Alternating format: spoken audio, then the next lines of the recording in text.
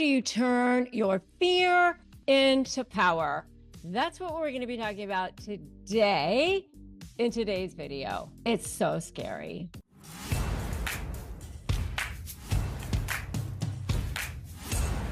Okay, welcome back to my channel. I'm Rebecca Zung. I've been recognized as one of the top attorneys in the United States, and I've even written a best-selling book, Slay the Bully: How to Negotiate with a Narcissist and Win. Does that mean that I'm never afraid? No, it does not. I still have fear at times, and it's really, really hard. And so I want to talk today about how you turn your fear into power. How do you have that unshakable confidence? I know a lot of people feel like, oh my God, you must be confident all the time. I've done lots and lots of trials. I teach people how to negotiate with narcissists, right? Does that mean I'm never afraid? No, I still get triggered. I still have those times when I'm walking into meetings or I'm walking into situations and I go, oh my God, how do I handle this situation? Right? I still have those times where feeling intimidated. How do you handle that? Well, first of all, I want you to know that by the end of this, you will have tools. And if you are new here, you haven't subscribed to this channel, I invite you to do so, because every single day I'm helping you have tools, have resources so that you can feel like you have a voice. And I know sometimes you feel like you don't. Sometimes you feel so afraid. And especially when you're dealing with toxic people, they can trigger you. They go right for that jugular. They go right for your Achilles heel. They know where to go. They do. And your breathing starts to take over and your amygdala is shaking and you're like, oh my God, because they know where to go. The first thing I want you to do is start to realize, what are your triggers? What is it that is triggering you? And just start to notice when you are feeling a certain way. I think if you can start to stop and see what it is that triggers you, and I say stop, swap, and soar. Okay. Because that first stop where you can go, let me pause, let me not react and not act impulsively, and just be in a breathing state for a moment, just even a moment, and notice that you are being triggered. It really helps in realizing that a lot of times it's just a thought. Your thoughts are just energy. They're just beams of neurons that are going on in your brain. They're not necessarily real. It's just a thing that happens to you. If you can stop for a moment and regain your composure, it gives you a second to realize, you know what? I can put an invisible shield and that invisible boundary down around you so that you can start to see that other person as if you are observing them, as if you're observing like a toddler having a tantrum on the floor. And then you can put this boundary down around you and say, you know what? I'm a person who deserves respect. You can put like that Teflon down around you and start to have a shield and demand that you're spoken to with respect. And have that mindfulness, have that composure. Just pause. That's your first thing. Reflect. Then you can start to go, you know what? I can see that you're upset. I can see that you're angry. I can see that maybe we need to take this and speak, later when you're calmed down. And then for yourself, you can reflect on the things that make you angry, the things that cause you to be defensive. I know for me, if somebody speaks to me in a way that is condescending, that to me is a trigger. And I get defensive on that. And that's a common theme for me. And I immediately, want to be triggered by that. And so for me, I have to stop myself and go, I'm not going to react, because I can do things or I can say things that might cause me to do things that I might regret. So I have to stop and I have to go, you know what? What causes me to have those emotions? The best skill that a human can have is control of their emotions. Start to journal, write about your experiences, write about your feelings.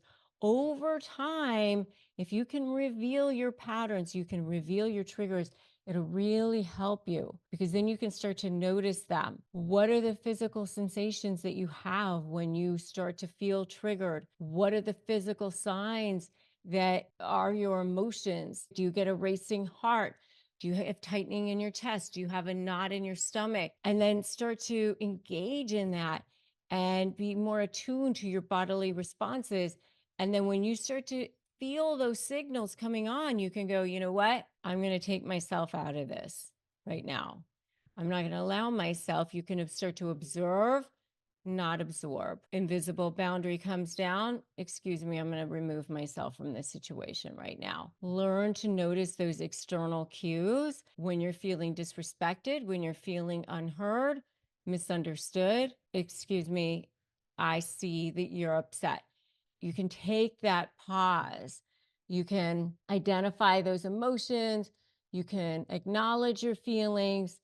You can take that moment to use that rational thought. I say take a pause, right? Pause and breathe, acknowledge your thoughts, use rational thought, shift your focus, and then excuse yourself if needed. Pause. Then you can take the time to reflect. So that's stopping. The next thing is to swap. The swapping is to now you can shift into being more powerful, turning your fear into power. What can you do instead?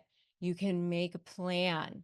You can say, next time we talk, we're going to have an agenda. We're going to have a scope. We're going to have a time limit. I call it making a plan, Stan. When you go to talk to them, you're going to have an agenda. You're going to have a time limit. You're going to say, we have to stick to this time limit. We're going to have to stick to this agenda. And that's it. You want to go beyond this scope? Sorry, buddy. We're not talking about that today. When it hits the time limit, I would love to talk to you more, but sorry, gotta go. Make sure they know about the scope in advance. Make sure they know about the time limit in advance. And then the next thing is never jade. Even though I love jade, love it, but I don't love never jade. Never justify, argue, defend, or explain, right? Never justify, argue, defend, or explain. When you're having a conversation with them, instead of using anger, use curiosity. Tell me more about that. Why would you say that? That's interesting. Instead of anger, use curiosity. So that's how you respond. Observational phrases like you're reporting the news. You're never justifying, you're never arguing, you're never explaining. You are just reporting the news, just the facts. If this is helpful so far, I want to hear a yes. I want to see yes in the comments below. Helpful? What has helped you so much so far? Give me some feedback in the comments below on this video, and I want to get some conversation going.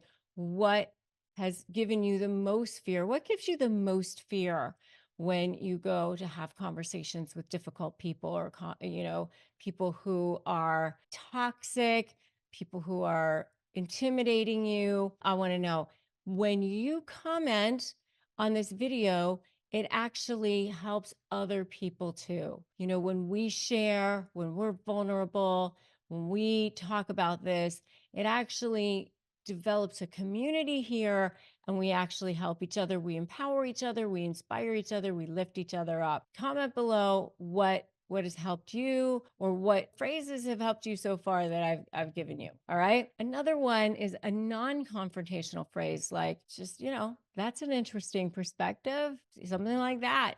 Or thank you, I'll consider it. I agree that that's your perspective. Interesting feedback. Just say anything like that. Non-confrontational phrases. The next thing is the what's so principle. You know what that is? You keep your focus on what is so instead of the what if. What's so instead of what if. The facts. keep yourself focused on what is actually happening. A lot of times, the what so principle is so much better. How good have you been? How amazing you've been, what you've accomplished, the things that are going on in your case. Rely on factual reasoning or the things that are really going on in your world. And if you're going to go off in the what if, by the way, how about what ifing yourself into great things? Because you're going to what if yourself into an amazing future because your thoughts create your reality. Or take a time out. The other thing I do with fear, by the way, is I like to have a conversation with fear. I get to say, hey, fear, we're going on a ride. We're going to do this thing and it's going to be kind of scary. I get that you're going to come along, but you got to sit in the back seat and you got to keep your mouth shut. And you definitely do not get to touch the radio and you definitely do not get to touch the steering wheel. It's another great way to turn your fear into power and unshakable confidence in any conversation. The last way is to soar. Now you're ready to soar. Now you're ready to rise above any conversation. You get to stop, you get to assess and swap that conflict for cooperation. You are positioned to soar and become your authentic self and stand in your true power. Now you're ready.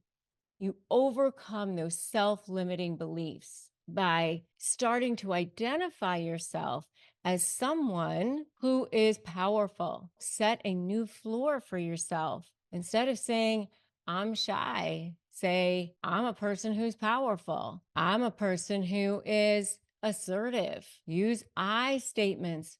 I respectfully disagree. Visualize your success.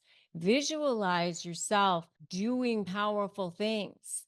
And whatever you visualize yourself doing, visualize it the next level up. Your reticular activating system is looking for evidence in reality for whatever it is that you think you are. So look for evidence in reality of good things. Journal your future self. Journal who you are in the future. Write a letter to yourself 6 months from now of all the things that you've accomplished. It's a powerful exercise. Stand in 6 months from now and go, wow, I've done all these amazing things. It's a fantastic exercise. If this has helped you, I want to hear about it. If you need phrases for disarming a narcissist, I've got those for you at disarmthenarc.com. Go grab them. They will help you. And if you want a support system, my free private Facebook group is available for you at Narcissist Negotiators at Rebecca Zung. And I want you in there. So make sure you come join my free private Facebook group. And as we wrap up, remember that your voice is powerful. Your confidence is your shield. Your fear does not have to be a barrier. It can be your stepping stone to being unshakable. Use that. Start by just taking one step, a baby step. So embrace some of the strategies we talked about today. You don't have to take all of them, just pick one and start with one today. See how it transforms your conversations. And I want to hear about it. And don't forget to like this video. Don't forget to share this video. Remember to subscribe to this channel for all kinds of new stuff every single day, new videos. You get to hear when I'm doing cool things too. Remember, I'm Rebecca Zung, and I'm here for you. I'm here to inspire you, empower you, and guide you on this journey to your new, bigger, better future self. I'm going to see you in the next video. The next video I want you to watch is Empowerment Unleashed, how to stop being taken advantage of and negotiate for the life that you deserve. Go watch this next video with me. I'm going to see you there. Remember, today's a great day to start negotiating your best life. Yes, it is. And I'll see you in that next video.